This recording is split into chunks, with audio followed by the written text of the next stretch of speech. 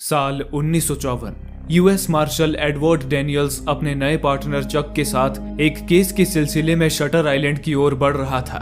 Shutter island एक ऐसा सुनसान टापू था जिस पर एक मेंटल हॉस्पिटल चलाया जाता था। उस हॉस्पिटल का नाम था एशक्लिफ। एशक्लिफ में देश के सबसे खतरनाक और खूंखार मेंटल पेशेंट्स को रखा गया था। उनमें से ज्यादातर मरीज हत्यारे, अपराधी और ऐसे लोग थे जिन्हें काबू में रखना बहुत मुश्किल था। उन्हीं में से एक फीमेल पेशेंट एक दिन पहले ही हॉस्पिटल से अचानक गायब हो गई थी। एडवर्ड और चक को यहाँ उसी की तहकीकात के लिए भेजा जा रहा था। जल्द ही एडवर्ड और चक शटर आइलैंड पहुंच गए।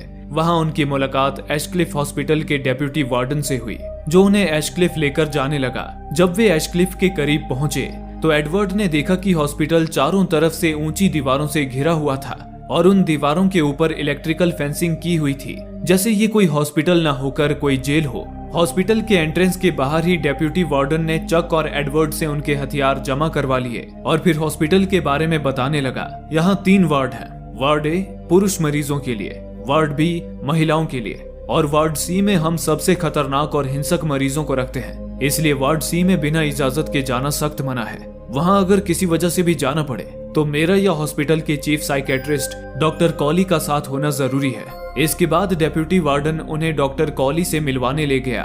डॉक्टर कॉली बहुत ही शांत और खुशमिजाज थे। उन्होंने बड़ी गर्मजोशी से एडवर्ड और चक का स्वागत किया। फिर वो उन्हें उस मरीज के बारे में बताने लगे जो एक दिन पहले गायब हो गई थी। उन्होंने बताया उसका नाम रेचल है। रेचल का पति 2nd वर्ल्ड वॉर में शहीद हो गया था, जिस वजह से उसकी दिमागी हालत बहुत नाजुक हो गई थी। एक दिन उसने अपने 3 बच्चों को झील में डुबाकर मार डाला। उसके बाद उसे यहाँ एशक्लिफ में भर्ती कराया गया। हमने उसका इलाज करने की पूरी कोशिश की, पर वो ये मानने को तैयार ही नहीं है कि उसने अपने बच्चों को मारा है। उसे अब भी यही लगता है कि उसके बच्चे जिंदा हैं। यहाँ तक कि उसे ये भी लगता है कि वो किसी मेंटल हॉस्पिटल में नहीं बल्कि अपने घर पर है। उसने अपने जहन में एक पूरी काल्पनिक दुनिया गढ़ ली है और बाकी मरीजों और स्टाफ को भी वो उस दुनिया का हिस्सा मानती है। उसके हिसाब से हम सभी पोस्टमैन, डिलीवरी मैन, दूध वाले वगैरह हैं। डॉक्टर कॉली ने आगे बताया, कल रात वो बेहद हैरान कर देने वाले तरीके से गायब हो गई। उसके कमरे का दरवाजा और बाहर जाने वाले सारे रास्ते बंद थे। खिड़की पर मजबूत लोहे की सलाखें थी। ऐसा लग रहा है जैसे वो किसी साए की तरह कमरे के अंदर से गायब हो गई हो।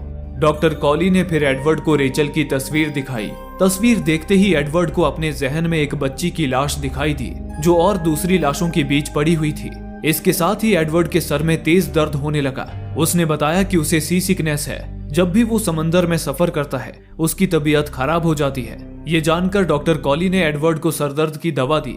इसके बाद डॉक्टर कॉली एडवर्ड और चक को रेचल के कमरे में ले गए।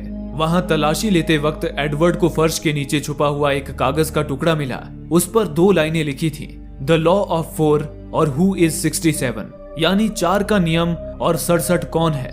कॉली ने बताया कि ये लिखावट रेचल की ही थी और कागज पर लिखी लाइनें एक पहेली की तरह लग रही थी, मगर इस पहेली का क्या मतलब था ये उन्हें भी समझ में नहीं आ रहा था। एडवर्ड के माथे पर शिकन आ गई। उसे लग रहा था कि कुछ तो ऐसा था जो रेचल इस पहेली के जरिए बताना चाह रही थी।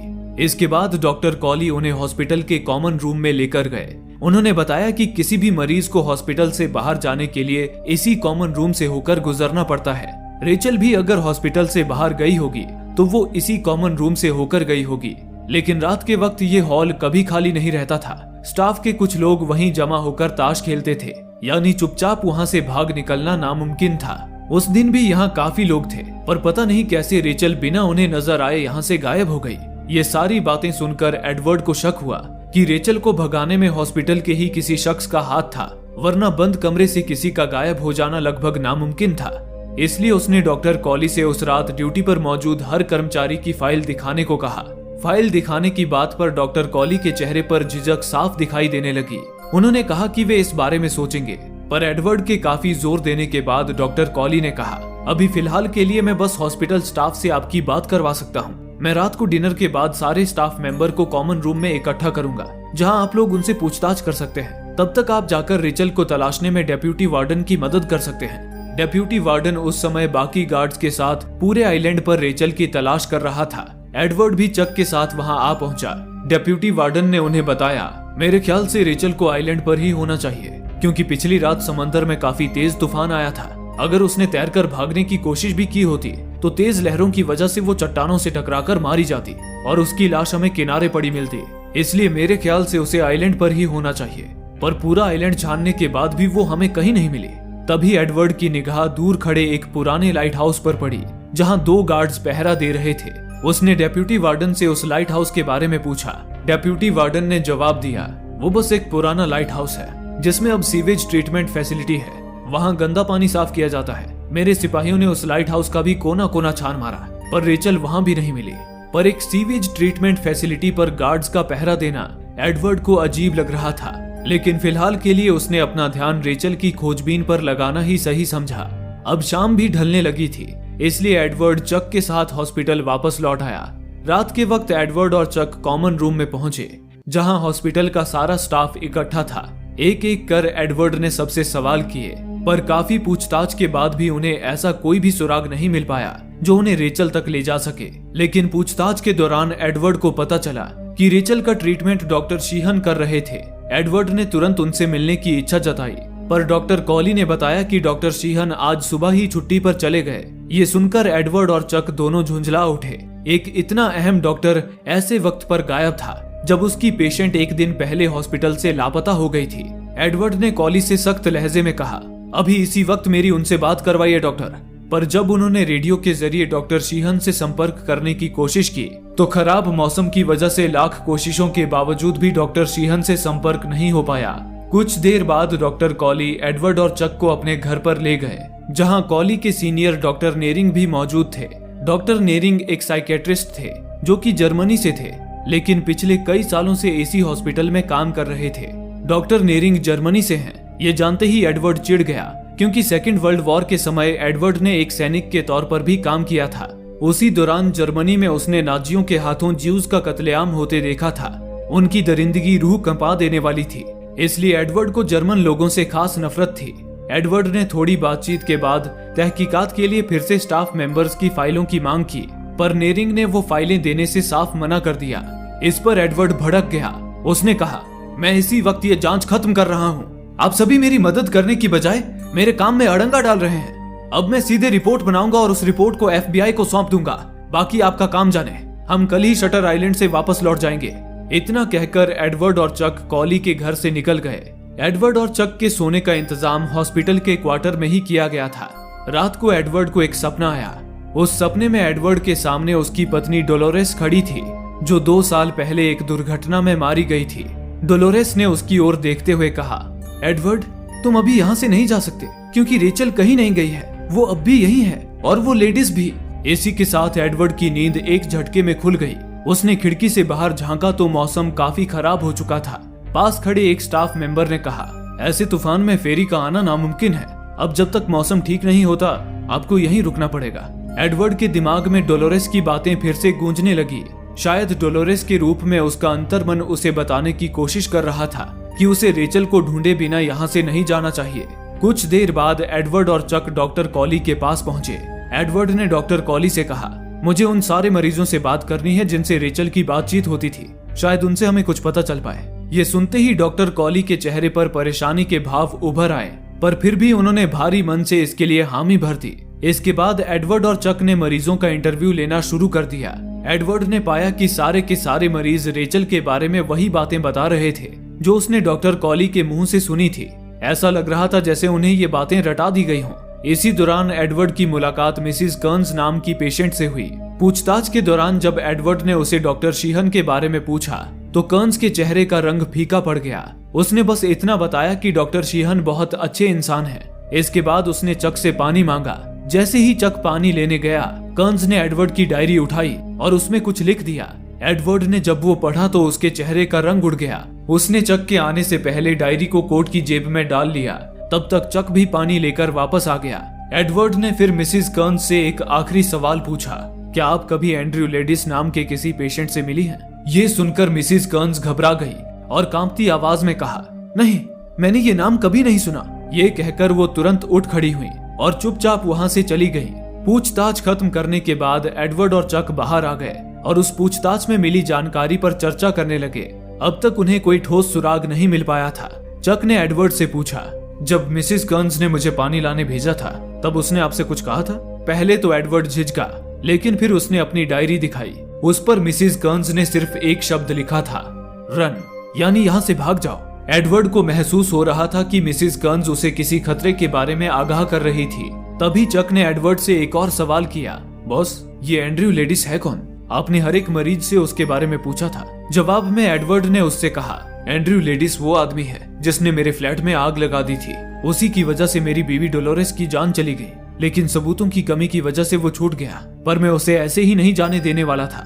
कुछ दिनों बाद मैंने पेपर में पढ़ा कि उसने अपने पागलपन में एक स्कूल को आग के हवाले कर दिया और 2 लोगों की जान ले ली। इसके लिए उसे जेल में डाल दिया गया और फिर वहां से एशक्लिफ में ट्रांसफर किया गया। उसके बाद तो वो जैसे गायब ही हो गया। उसका अब कोई भी रिकॉर्ड नहीं है, जैसे वो कभी था ही नहीं। एडवर्ड ने आगे बताया, लेडीज को ढूंढने के लिए मैं एशक्लिफ के बारे में जानकारी जुटाने लगा, पर कोई भी एशक्लिफ के बारे में बात करने के लिए तैयार नहीं था। इसी छानबीन के दौरान मेरी मुलाकात जॉर्ज नॉयस नाम के एक कैदी से हुई जो डेडम जेल में उम्र कैद की सजा काट रहा था। उसने बताया कि लगभग 1 साल पहले उसकी दिमागी हालत खराब होने की वजह से उसे यहीं एशक्लिफ में भर्ती किया गया था। 1 साल बाद उसे हॉस्पिटल से डिस्चार्ज मिल गया, लेकिन बाहर आते ही उसने 3 लोगों को मौत के घाट उतार दिया। जैसे इस हॉस्पिटल ने उसे ठीक करने की बजाय उसे और पागल कर दिया था। कोर्ट में जॉर्ज के वकील ने उसे बचाने के लिए उसे फिर से पागल साबित करने की कोशिश की, पर जॉर्ज ने मेंटल हॉस्पिटल जाने की बजाय खुद ही जज से मौत की भीख मांगी। जज ने भी उसकी बात सुनकर उसे उम्र कैद की सजा सुना दी।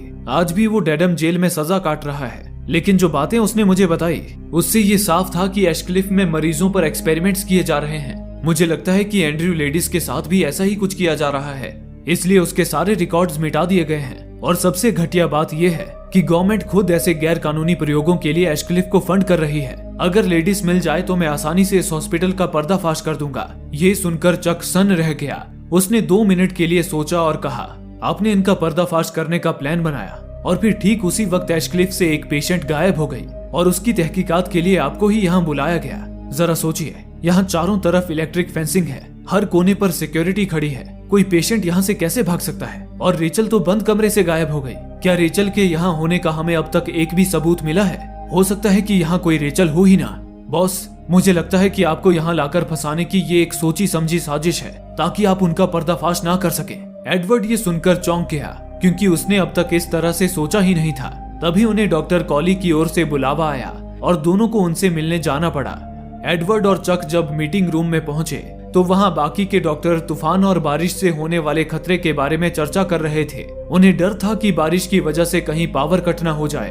पावर कट होने से सारे कैद खाने खुल जाते और वहां मौजूद पागल मरीज बाहर आ जाते। हालांकि डॉक्टर कॉली ने सबको भरोसा दिलाया कि हॉस्पिटल में बैकअप जनरेटर है, तो ऐसी समस्या होने का खतरा ना के बराबर है। इस पर डॉक्टर नेरिंग ने कहा, पर अगर बैकअप जनरेटर भी फेल हो गया तो अंदर बंद सारे 66 मरीज बाहर आ जाएंगे और उन्हें संभालना बेहद मुश्किल हो जाएगा। सबसे ज्यादा खतरा वार्ड सी के मरीजों से है, जो कि हमारे लिए जानलेवा भी साबित हो सकते हैं। हॉस्पिटल में 66 मरीज हैं। ये सुनकर एडवर्ड ठिठक गया। उसके दिमाग में रेचल के नोट पर लिखी हुई वो लाइन आ गई, 67 कौन है? एडवर्ड को शक हुआ कि कहीं 67th नंबर 67th पेशेंट की तरफ इशारा तो नहीं कर रहा। डॉक्टर्स के हिसाब से पूरे हॉस्पिटल में 66 मरीज थे, पर रेचल कहीं ये बताना तो नहीं चाह रही थी कि यहाँ 67th पेशेंट भी मौजूद है जिसका रिकॉर्ड यहाँ नहीं है। एडवर्ड ने इस पर सवाल किया, लेकिन डॉक्टर कॉली ने उसकी बात बीच में ही काटते हुए कहा, क्या आपको वार्डन ने नहीं बताया कि रेचल मिल चुकी है? ये सुनकर एडवर्ड चौंक गया। वो और चक तुरंत डॉक्टर कॉली के साथ रेचल के सेल की तरफ चल दिए। एडवर्ड को उसके सारे सवालों के जवाब अब रेचल से मिल सकते थे। सेल में पहुंचकर एडवर्ड ने रेचल से बात करने की कोशिश की। शुरुआत में वो सहमी हुई थी, लेकिन डॉक्टर कॉली के ये बताने पर कि वे दोनों पुलिस ऑफिसर हैं, उसने धीरे धीरे बोलना शुरू किया। एडवर्ड ने पूछा, कल तुमने क्या किया था? रेचल ने जवाब दिया, मैंने सुबह जिम किया, बच्चों के लिए नाश्ता बनाया, उन्हें स्कूल भेजा, फिर मैं समंदर में दूर तक तैरने चली गई और फिर। इतना कहकर रेचल अचानक चुप हो गई, क्योंकि ठीक इसके बाद ही उसने अपने बच्चों को मार डाला था। अगले ही पल वो बेकाबू होकर एडवर्ड की तरफ झपटी, लेकिन तभी वहां मौजूद स्टाफ ने उसे रोक लिया। एडवर्ड रेचल की हालत देखकर निराश हो गया। उसे समझ आ गया था कि उसे रेचल से कुछ भी पता नहीं चलने वाला। वो उसी वक्त चक के साथ सेल से बाहर चला गया। एडवर्ड और चक डॉक्टर कॉली के साथ उसके ऑफिस पहुंचे, लेकिन तभी एडवर्ड को फिर से सिरदर्द होने लगा। कॉली ने तुरंत उसे सिरदर्द की दवा दी और उसे बेसमेंट में भेज दिया, जहां बाकी के स्टाफ भी खराब मौसम की वजह से रुके हुए थे। एडवर्ड को वहीं एक बिस्तर पर आराम करने के लिए लिटाया गया। एडवर्ड की आंख लगते ही उसकी बुरी यादें उसे डरावने सपने के रूप में दिखने लगी। सपने में उसने खुद को नाजी कैंप में पाया जहां जीव लोगों के लाशों के ढेर लगे थे। उन्हीं लाशों के बीच रेचल की लाश भी पड़ी थी। उससे एक छोटी बच्ची की लाश भी लिपटी हुई थी। अचानक उस बच्ची ने अपनी आंखें खोल ली और एडवर्ड की ओर देखती हुई बोली, आपने हमें क्यों नहीं बचाया? आप वक्त पर क्यों नहीं आए? एडवर्ड उस बच्ची के सवाल का जवाब नहीं दे पाया। अगले ही पल उसने खुद को एक घर के अंदर पाया। वहाँ रेचल भी खड़ी थी और जमीन पर 3 बच्चे मरी हुई हालत में पड़े थे। ये शायद रेचल के ही बच्चे थे जिन्हें उसने मार डाला था। उन्हीं में से एक वही बच्ची थी जिसे एडवर्ड ने थोड़ी देर पहले लाशों के ढेर में देखा था। एडवर्ड उसके पास गया और उसे गोद में उठा लिया। एडवर्ड की आंखें छलक पड़ी। उसने भर्राई हुई आवाज में कहा, मुझे माफ कर देना बच्ची, मुझे पहुंचने में देर हो गई। तभी एडवर्ड की आंखें खुल गईं और वो उठ बैठा। वो अपने अजीब से सपने से हैरान था। वो समझ नहीं पा रहा था कि वो बच्ची उसके सपने में बार बार क्यों आ रही थी। तभी उसने देखा कि चारों तरफ अफरा तफरी मची हुई थी। चक ने उसे बताया कि खराब मौसम की वजह से बिजली चली गई थी और बैकअप जनरेटर भी फेल हो गया था, जिस वजह से यहाँ हंगामा मचा था। एडवर्ड और चक जब बाहर निकले तो देखा कि कई मरीज अपने सेल से बाहर आ चुके थे। हॉस्पिटल के सारे स्टाफ और सिक्योरिटी हालात को काबू करने में जुटे थे। ये देखकर चक ने एडवर्ड को सुझाव दिया कि क्यों न इस अफरा तफरी का फायदा उठाकर वार्ड सी में घुसा जाए। हो सकता है वहाँ उन्हें एंड्रयू लेडीज मिल जाए। एडवर्ड को भी ये आइडिया अच्छा लगा। दोनों वार्ड सी की ओर बढ़ गए। उन्होंने स्टाफ जैसी ही यूनिफॉर्म पहन रखी थी, इसलिए किसी ने उन्हें नहीं रोका और वे बिना शक के अंदर दाखिल हो गए। अंदर जाते ही उन्हें एक सिक्योरिटी गार्ड मिला। उसने उन्हें बताया कि गार्ड्स ने ज्यादातर कैदियों को तो बंद कर दिया है, लेकिन कुछ कैदी अब भी बाहर घूम रहे हैं। अगर उनमें से कोई दिखे तो वे उन्हें रोकने की कोशिश ना करें, वरना वे जान से हाथ धो बैठेंगे। इतना कहकर सिक्योरिटी गार्ड वहां से चला गया। एडवर्ड और चक के थोड़ा आगे बढ़ते ही अचानक एक मरीज उनके सामने आ गया। वो एडवर्ड को देखते ही वहां से भागने लगा। एडवर्ड को लगा कि वही एंड्रयू लेडीज है, इसलिए वो उसके पीछे दौड़ पड़ा। एडवर्ड उसका पीछा करते हुए सीढ़ियों की तरफ बढ़ा। अचानक पीछे से वही पागल मरीज उस पर झपटा और उसका गला दबोच लिया। तभी कहीं से चक की आवाज आई, जिससे उस मरीज का ध्यान भटक गया। एडवर्ड ने मौके का फायदा उठाया और उस मरीज पर वार करके उसे जख्मी कर दिया। उसके बाद उसे जमीन पर पटक कर उसका गला दबाने लगा। एडवर्ड ने देखा कि वो मरीज लेडीज नहीं था। तभी चक एक सिक्योरिटी गार्ड के साथ वहां आ पहुंचा। इसके बाद सिक्योरिटी गार्ड चक की मदद से उस मरीज को उठाकर वहां से ले गया।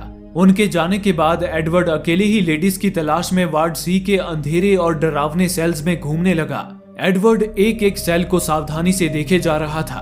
तभी उसकी नजर एक मरीज पर पड़ी जो कि लेडीज का नाम ले रहा था। एडवर्ड ने झिझकते हुए पूछा, क्या तुम लेडीज हो? इस सवाल पर वो आदमी हंसने लगा। जब वो उठकर एडवर्ड के करीब आया तो एडवर्ड सन्न रह गया। वो जॉर्ज नोएस था। ये वही शख्स था जो एडवर्ड को डेडम जेल में मिला था और जिसने एडवर्ड को एशक्लिफ में हो रहे एक्सपेरिमेंट्स की जानकारी दी थी। एडवर्ड जॉर्ज को वहां देखकर दंग रह गया। उसने देखा कि जॉर्ज के चेहरे पर चोट के गहरे निशान थे, जैसे उसे बुरी तरह से पीटा गया हो। जॉर्ज ने अपने जख्म दिखाते हुए कहा, ये चोटें तुम्हारी ही देन है। तुम्हारी वजह से ही उन्होंने वापस मुझे यहाँ लाकर कैद कर दिया। वो तुम्हारे साथ भी खेल खेल रहे हैं। तुम्हें लग रहा है कि तुम इन्वेस्टिगेशन कर रहे हो, पर ये सब पहले से ही प्लान्ड है। एडवर्ड ने कहा, नहीं जॉर्ज, तुम गलत हो। जॉर्ज ने उसकी आंखों में झांकते हुए पूछा, अच्छा मैं गलत हूँ? एक बात बताओ, जब से तुम यहाँ आए हो क्या एक पल के लिए भी तुम अकेले रहे हो? एडवर्ड ने जवाब दिया, नहीं, मेरे साथ हमेशा मेरा पार्टनर चक रहता है। जॉर्ज ने फिर उससे कहा, क्या तुमने पहले कभी उसके साथ काम किया है? नहीं ना, तुम्हारे साथ धोखा हो रहा है। ये एक छलावा है जो तुम्हारे साथ खेला जा रहा है। और तुम लेडीज को क्यों ढूंढ रहे हो? तुम अभी तक डोलोरेस को भुला नहीं पाए हो, है ना? जब तक तुम डोलोरेस को नहीं भुलाओगे तुम लेडीज के पीछे ही पड़े रहोगे और यहाँ से कभी नहीं निकल पाओगे। एडवर्ड ने कहा, मैं डोलोरेस को नहीं भुला सकता जॉर्ज। ये सुनकर जॉर्ज निराश हो गया। उसने कहा, अगर तुम्हें लेडीज को ही ढूंढना है तो वो इस वार्ड में नहीं है, वो तुम्हें लाइट हाउस में ही मिलेगा। एडवर्ड ने जॉर्ज से वादा किया कि वो उसे यहाँ से बाहर निकाल लेगा। इसके बाद वो लेडीज की तलाश में लाइट हाउस जाने के लिए निकल गया। लौटते वक्त रास्ते में एडवर्ड को चक भी मिल गया, पर जॉर्ज की बातों ने एडवर्ड के मन में चक के खिलाफ शक का बीज बो दिया था। उसने चक से पूछा कि वो अब तक कहाँ था। चक ने बताया कि जिस मरीज को एडवर्ड ने जख्मी कर दिया था, चक उसे हॉस्पिटल में इलाज करवाने के लिए ले गया था। उसी दौरान उसने अंदर चुपके से मरीजों के रिकॉर्ड चेक किए। फिर उसने एडवर्ड को एक कागज दिखाया जो कि पेशेंट 67 का इंटेक फॉर्म था। इंटेक फॉर्म वो होता है जिसमें उस मरीज की सारी जानकारी होती है जिसे एडमिट किया जा रहा हो। इस फॉर्म से ये बिल्कुल साफ हो रहा था कि इस हॉस्पिटल में पेशेंट 67 मौजूद था। चक ने उस फॉर्म को एडवर्ड की तरफ पढ़ने के लिए बढ़ाया। लेकिन एडवर्ड अभी लाइट हाउस जाने की जल्दी में था। उसने चक से कहा कि वो ये इंटेक फॉर्म बाद में पढ़ लेगा। इसके बाद वो लाइट हाउस की तरफ बढ़ने लगा। ये देख चक ने उसे रोकने की कोशिश की, क्योंकि शाम हो रही थी और लाइट हाउस तक पहुंचने के लिए उसे पहाड़ियों को पार करना पड़ता, जो कि काफी जोखिम भरा था। लेकिन चक के रोकने पर एडवर्ड के मन में उसके लिए शक और गहरा हो गया। इसलिए एडवर्ड ने चक को उसके साथ चलने से मना कर दिया। फिर वो अकेले ही जंगल के रास्ते लाइट हाउस की तरफ बढ़ गया। लेकिन उसने पाया कि जंगल के रास्ते लाइट हाउस तक पहुंचना बहुत मुश्किल था। थक हार कर वो वापस वहीं लौट आया जहां कुछ देर पहले चक उसके साथ खड़ा था। मगर वहां पहुंचते ही एडवर्ड ने देखा कि चक वहां नहीं था। उसने नीचे झांक कर देखा तो उसकी आंखें दहशत से फैल गईं। नीचे एक चट्टान पर चक गिरा हुआ था। ये देख एडवर्ड तुरंत पहाड़ी से नीचे उतरने लगा, लेकिन जब तक वो वहां पहुंचा चक गायब हो चुका था। इधर उधर देखने पर उसे ऊपर पहाड़ी की चट्टानों के बीच एक छोटी सी गुफा नजर आई, जिसके अंदर से हल्की रोशनी आ रही थी। एडवर्ड किसी तरह उसके अंदर पहुंचा, पर वहां भी चक नहीं था, बल्कि एक औरत थी जो वहां छिपकर बैठी थी। पहले तो वो एडवर्ड को देखकर सहम गई, लेकिन जब एडवर्ड ने बताया कि वो एक यूएस मार्शल है, तो फिर उसने उसे अंदर आने दिया। एडवर्ड ने उस औरत से पूछा, आप कौन है? उस औरत ने बताया कि वो रेचल सोलैंडो है। ये सुनकर एडवर्ड चौंक गया, क्योंकि जो पेशेंट हॉस्पिटल से भाग गई थी उसका नाम भी रेचल सोलैंडो ही था। एडवर्ड के पूछने पर उस औरत ने बताया कि वही असली रेचल सोलैंडो है और पहले वो खुद एशक्लिफ में एक डॉक्टर थी। ये जानकर एडवर्ड हैरान रह गया। इसके बाद रेचल ने एडवर्ड को वो बातें बताई जिसका उसे पहले से अंदाजा था। उसने बताया कि एशक्लिफ में पेशेंट्स पर गैर कानूनी एक्सपेरिमेंट्स किए जा रहे थे। एशक्लिफ में मरीजों की ब्रेन सर्जरी करके उन्हें एक चलता फिरता मुर्दा बना दिया जा रहा था। ये पेशेंट्स बिना कोई सवाल किए किसी भी आदेश पर कुछ भी कर सकते थे। जब रेचल ने इन एक्सपेरिमेंट्स का विरोध किया तो हॉस्पिटल वालों ने उसे भी पागल साबित कर दिया। रेचल ने आगे बताया, ये तुम्हारी बीती हुई जिंदगी के किसी हादसे को सामने लाएंगे और सबको बताएंगे कि उस हादसे की वजह से तुम पागल हो गए। इसी तरह उन्होंने मुझे भी दिमागी मरीज बताकर कैद कर दिया था, पर मैं किसी तरह हॉस्पिटल से भाग निकली। अब मैं इन पहाड़ियों में रहती हूँ और हर दिन जगह बदलती हूँ ताकि वे लोग मुझे दोबारा न पकड़ लें। एडवर्ड को अब जाकर समझ में आया कि उसे हॉस्पिटल में रेचल की जगह किसी और से मिलवाकर उसे बेवकूफ बनाने की कोशिश की गई थी। रेचल ने एडवर्ड से पूछा कि क्या उसने हॉस्पिटल से मिली किसी भी चीज का इस्तेमाल किया है, जैसे सिगरेट, कॉफी या दवा। एडवर्ड एक पल के लिए सोच में पड़ गया। उसने बताया कि सिरदर्द होने पर डॉक्टर कॉली ने उसे दवा दी थी। रेचल के चेहरे पर फिक्र साफ झलकने लगी। उसने एडवर्ड की तरफ देखते हुए कहा कि उसने बहुत बड़ी गलती कर दी है। वो सरदर्द की नहीं, वहम और हेलुसिनेशन पैदा करने वाली दवा थी।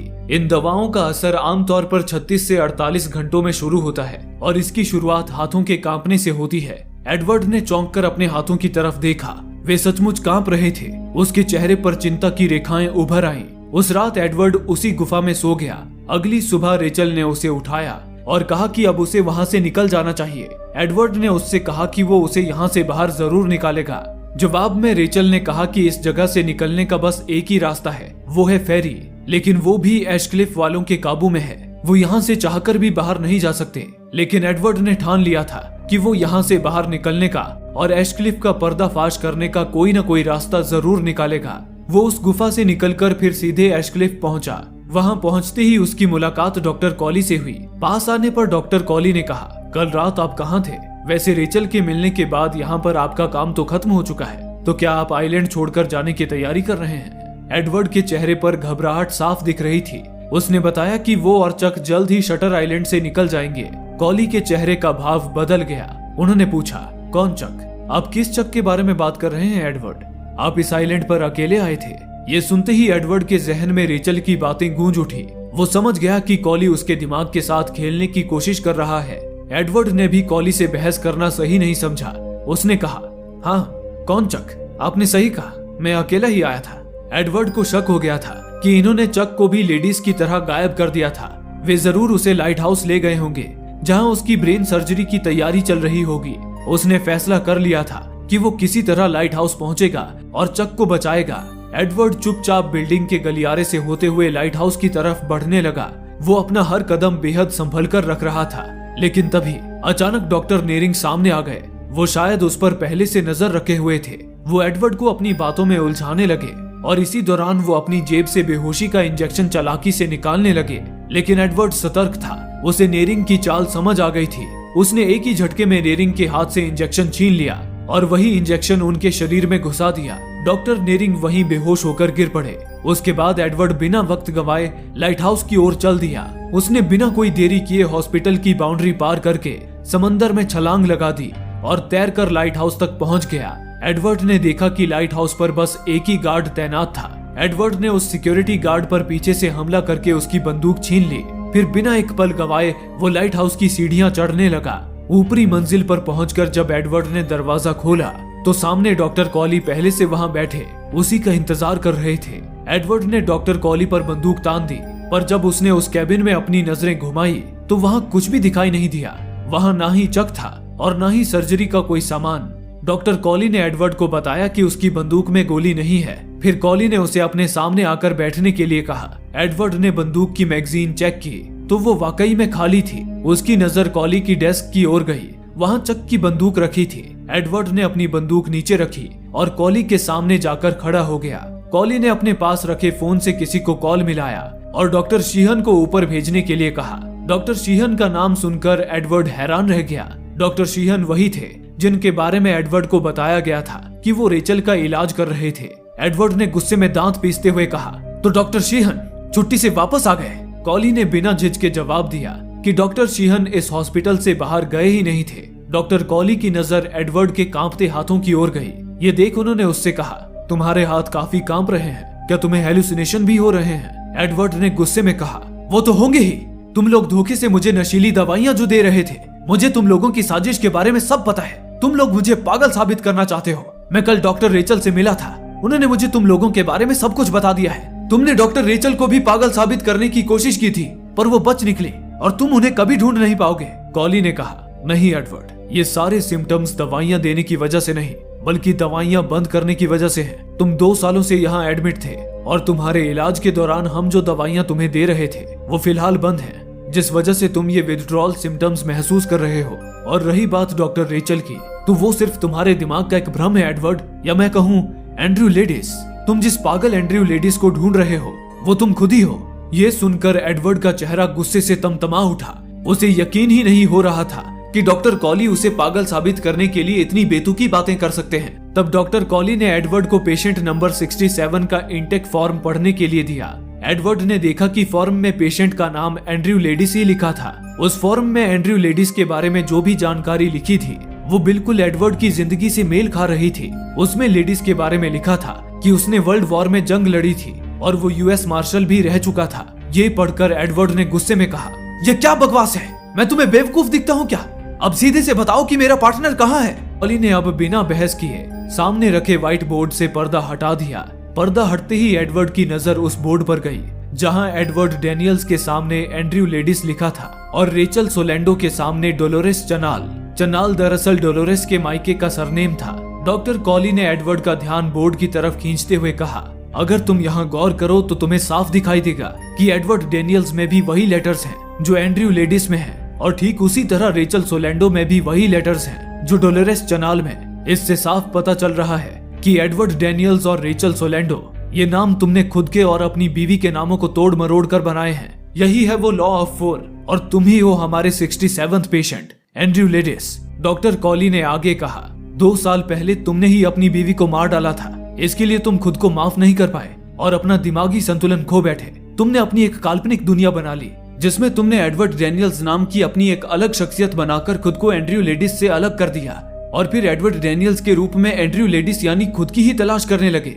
मैं तुम्हें तुम्हारी कल्पना में जीने देता, पर तुम इस हॉस्पिटल के सबसे खतरनाक मरीज हो। तुमने इन 2 सालों में हॉस्पिटल स्टाफ से लेकर मरीजों तक सब पर हमला किया है। तुमने 2 हफ्ते पहले जॉर्ज नॉइस को तो लगभग मार ही दिया था। ये सुनकर एडवर्ड बौखला गया। उसने चिल्लाते हुए कहा, यह सब सरासर झूठ है। जॉर्ज को तुम लोगों ने मारा था, मैंने नहीं। और आखिर मैं उसे क्यों मारूंगा?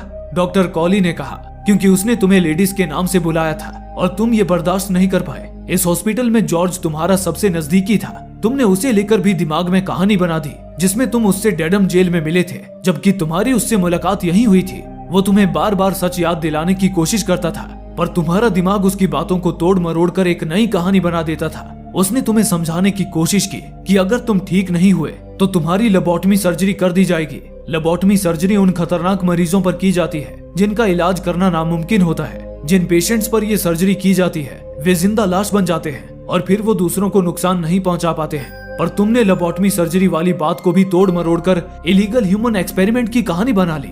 डॉक्टर कॉली ने आगे बताया कि वे एडवर्ड की एक एक हरकत पर नजर रखे हुए थे और उसकी हर बातचीत को भी रिकॉर्ड कर रहे थे। उन्होंने एडवर्ड को उसके और जॉर्ज की हाल ही में हुई बातचीत की ट्रांसक्रिप्शन भी दिखाई और कहा, ये देखो, तुम जब वार्ड सी में जॉर्ज से मिले थे और उससे उसके जख्मों के बारे में पूछा था तो उसने कहा था, ये चोटें तुम्हारी ही देन है। जॉर्ज ने तुमसे ये भी कहा था कि जब तक तुम डोलोरेस को नहीं भुलाओगे तुम लेडीज के पीछे ही पड़े रहोगे और यहाँ से कभी निकल नहीं पाओगे। वो तुम्हें ये समझाने की कोशिश कर रहा था कि तुम जब तक डोलोरेस के लिए खुद को माफ नहीं करोगे तुम अपने इस एडवर्ड वाली शख्सियत में फंसे रहोगे और लेडीज के पीछे भागते रहोगे, जिस वजह से तुम्हारा पागलपन कभी ठीक नहीं होगा और तुम यहाँ से कभी निकल नहीं पाओगे। तुम्हें अपनी सच्चाई को कबूल करना ही होगा एंड्रयू। लेकिन एडवर्ड को डॉक्टर कॉली की ये बातें सफेद झूठी लग रही थी। उसने कॉली की बातों को एक सिरे से नकार दिया और फिर चक के बारे में पूछने लगा कि वो कहाँ है और उन्होंने उसके साथ क्या किया। तभी दरवाजा खुला और चक ने कमरे के अंदर कदम रखा। वो सीधे जाकर डॉक्टर कॉली के पास खड़ा हो गया। ये देखकर एडवर्ड की आंखें हैरानी से फैल गई। डॉक्टर कॉली ने चक की तरफ इशारा करते हुए कहा, एंड्रयू, यही डॉक्टर शीहन है। पिछले 2 सालों से यही तुम्हारा इलाज कर रहे हैं। ये सुनकर एडवर्ड को जैसे झटका लगा। उसे विश्वास नहीं हो रहा था कि चक भी उनके साथ मिला हुआ था। एडवर्ड गुस्से से पागल हो गया। उसने झपट कर डेस्क पर रखी बंदूक उठाई और डॉक्टर कॉली पर गोली चला दी। गोली कॉली के सीने को चीरती हुई आर पार निकल गई और चारों तरफ खून बिखर गया, पर कॉली वहीं खड़ा रहा। अगले ही पल कॉली के खून और जख्म सब गायब हो गए। एडवर्ड हैरान रह गया। एडवर्ड ने फिर जब अपनी बंदूक की तरफ देखा तो वो महज एक प्लास्टिक की नकली बंदूक निकली, यानी कि अभी एडवर्ड ने जो देखा था वो हुआ ही नहीं था। ना ही गोली चली थी और ना ही खून बहा था। ये सब उसका दिमागी भ्रम था। डॉक्टर कॉली अपने हाथ में कुछ तस्वीरें लेकर उसके पास आए और एडवर्ड को दिखाने लगे। उन तस्वीरों में पानी में डूबकर मरे 3 मासूम बच्चे दिख रहे थे। कॉली ने कहा, क्या तुम इन्हें भी नकार दोगे एंड्रयू? अपनी बेटी के वजूद से भी इनकार करोगे जो बार बार तुम्हारे सपनों में आती है? एडवर्ड की नजर तस्वीर में मौजूद बच्ची पर ठहर गई। उसे सब कुछ याद आने लगा था। वो बच्ची उसकी अपनी बेटी थी और उसका नाम रेचल था। एडवर्ड की आंखें भर आईं। एडवर्ड को ये भी याद आ गया कि वो एडवर्ड नहीं बल्कि एंड्रयू था। 2 साल पहले एंड्रयू और उसकी पत्नी डोलोरेस के बीच तनाव चल रहा था। सेकेंड वर्ल्ड वॉर से लौटने के बाद एंड्रयू थोड़ा डिप्रेशन में रहने लगा था। उसने खुद को अपने काम में झोंक दिया और बाकी समय वो शराब में डूबा रहने लगा। परिवार से उसका ध्यान बिल्कुल हट गया था। उसके ऐसे बर्ताव की वजह से डोलोरेस का भी मानसिक संतुलन बिगड़ गया। एक दिन डोलोरेस ने अपने पागलपन में फ्लैट में आग लगा दी, पर इसके बाद भी एंड्रयू ने डोलोरेस की बिगड़ती हालत पर कोई खास ध्यान नहीं दिया। इसके कुछ ही दिनों बाद एंड्रयू ने झील के किनारे अपना एक नया घर लिया, जहां वो डोलोरेस और अपने बच्चों को लेकर शिफ्ट हो गया। कई दिनों तक काम में उलझे रहने के बाद जब एंड्रयू घर लौटा तो उसने डोलोरेस को झील के किनारे बैठा पाया, पूरी तरह भीगी हुई, चुप और खोई हुई। एंड्रयू की नजर जब झील की तरफ गई तो उसके पैरों तले से जमीन खिसक गई।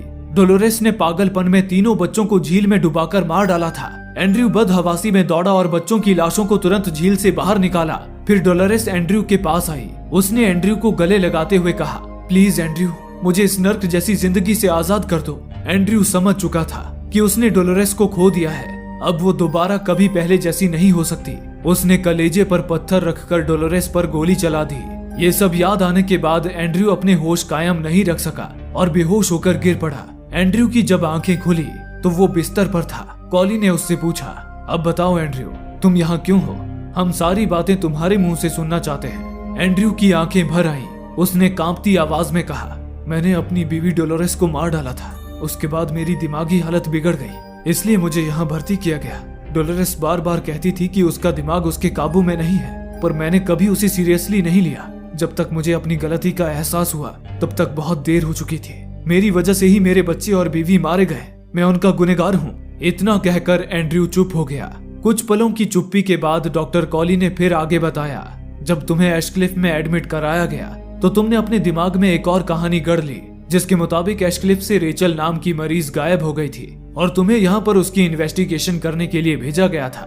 तुम्हारा दिमाग इसी तरह की झूठी कहानियां गढ़कर तुम्हें सच्चाई से दूर रखने की कोशिश कर रहा था, और जब तक तुम सच्चाई को स्वीकार नहीं कर लेते हम तुम्हारा इलाज नहीं कर सकते थे।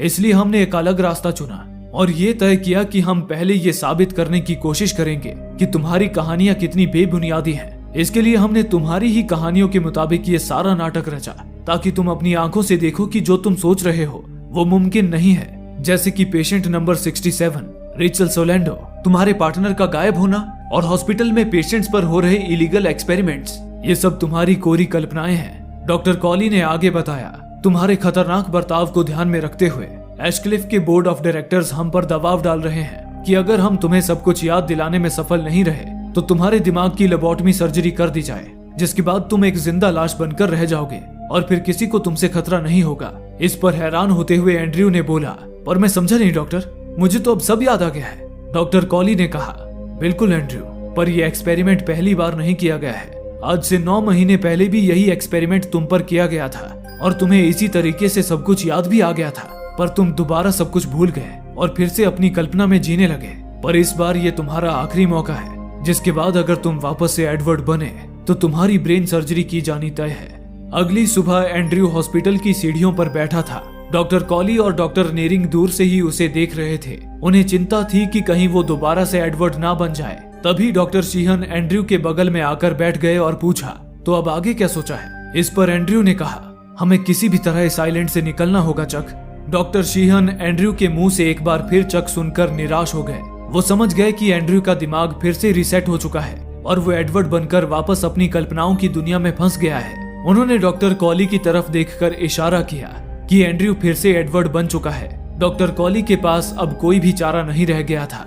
उन्होंने मजबूरी में आखिरकार ब्रेन सर्जरी करने का फैसला ले लिया। इसके बाद डॉक्टर कॉली, डॉक्टर नेरिंग और हॉस्पिटल स्टाफ उसकी तरफ बढ़ने लगे ताकि उसे सर्जरी के लिए ले जा सके। ये देखकर एंड्रयू ने उठते हुए शीहन से कहा, जानते हो चक, मेरे मन में कभी कभी ख्याल आता है कि ज्यादा बुरी बात क्या हो सकती है, राक्षस बनकर जीना या फिर एक अच्छे इंसान के रूप में मर जाना। मेरे ख्याल से अच्छे इंसान के रूप में मर जाना ही बेहतर है। इतना कहकर वो आगे बढ़ गया। शीहन एंड्रयू की बातों का मतलब समझकर चौंक गए। वो जान गए थे कि एंड्रयू कुछ भी भूला नहीं था, उसे सब याद था, पर वो ऐसी यादों के साथ नहीं जीना चाहता था जहां अपने परिवार की मौत का जिम्मेदार वो खुद था। इस बोझ के साथ जीना उसके लिए मौत से भी बदतर था। इसलिए उसने इस बार जानबूझकर ये नाटक किया कि वो अब तक ठीक नहीं हुआ, ताकि उसकी सर्जरी की जाए और वो अपनी यादों से हमेशा के लिए मुक्ति पा ले। एंड्रयू को अब लेबोटमी सर्जरी के लिए ले जाया जाने लगा, जहां वो सर्जरी के बाद हमेशा हमेशा के लिए अपनी बुरी यादों से आजाद होने वाला था। इस फिल्म को लेकर फैंस में अब तक बहुत ज्यादा डिबेट हुई है। कई फैंस मानते हैं कि इस फिल्म के आखिर में जो दिखाया गया है वो सरासर झूठ है। उनके मुताबिक एडवर्ड पागल नहीं था, बल्कि हॉस्पिटल के लोग आखिर में उसे पागल बनाने में सफल हो गए थे, ताकि वो हॉस्पिटल के इस राज को सामने ना ला सके कि वहां सच में पेशेंट्स पर एक्सपेरिमेंट्स किए जा रहे हैं। लेकिन हमारे मुताबिक ये दूसरी थ्योरी बिल्कुल गलत है, क्योंकि एडवर्ड जब पहली बार डॉक्टर कॉली से मिला था तब डॉक्टर कॉली ने उसे नकली रेचल की तस्वीर दिखाई थी। उस तस्वीर को देखते ही एडवर्ड को अपने दिमाग में बच्ची रेचल की झलक दिखाई दी थी। फिल्म में इस सीन से पहले एडवर्ड ने बच्ची रेचल की तस्वीर को कभी नहीं देखा था, यानी कि बच्ची रेचल की यादें पहले से उसके दिमाग में थी। जो फैंस दूसरी थ्योरी को मानते हैं, जिसमें एडवर्ड पागल नहीं है, वो मानते हैं कि वो बच्ची रेचल कोई जीव लड़की थी जिसकी लाश को एडवर्ड ने नाजी कैंप में देखा था और वो उसके दिमाग में छप गई थी। इसलिए एडवर्ड को उस बच्ची की झलक बार बार दिखाई देती थी। लेकिन ये लॉजिक तब गलत हो जाता है जब फिल्म के आखिर में डॉक्टर कॉली एडवर्ड को बच्ची रेचल की तस्वीर दिखाते हैं। अगर वो कोई आम जीव बच्ची थी जिसे एडवर्ड ने नाजी कैंप में देखा था, तो डॉक्टर कॉली के पास उसकी तस्वीर का होना मुमकिन नहीं था। इससे ये दूसरी थ्योरी बिल्कुल गलत साबित हो जाती है और ये साफ हो जाता है कि एडवर्ड डेनियल्स दरअसल एंड्रयू लेडीसी था, जो अपने परिवार को खोने के बाद पागल हो गया था और एशक्लिफ के डॉक्टर्स ने उसका इलाज करने के लिए ये सारा नाटक रचा था।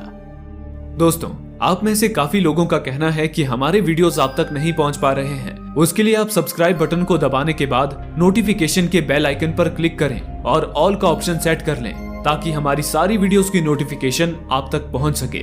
धन्यवाद।